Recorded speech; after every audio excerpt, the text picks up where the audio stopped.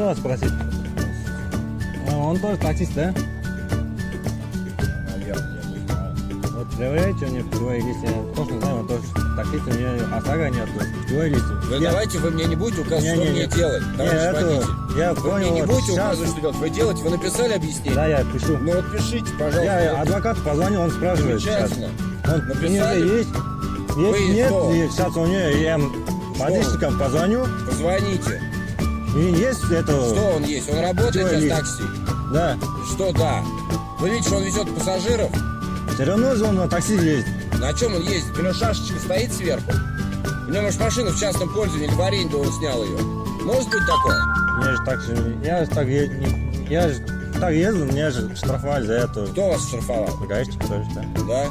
Надо, у нее же это был. Что у него? Где у него видно, что у него такси? У него желтые номера? Нет, желтая машина, я знаю. И что желтая машина? Что желтая машина-то? Он же таксист. Путевой есть у него? Есть. И что желтая машина? Где вы видите, что здесь написано страховка такси? нету.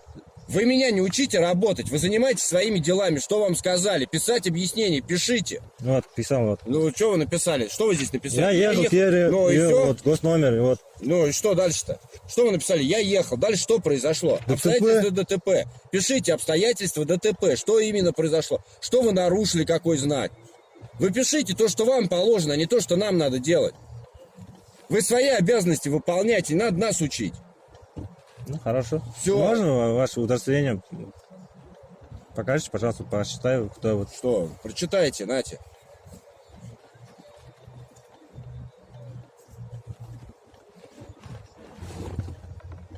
Хмельков Сергей Михайлович, да? Да. Инспектор ДПС. Можно это вот такое? Что вам там даст? Не. 9 июня 2015 года, да? Все. А то сказал, сейчас не буду. Ладно, без толку говорить, блядь.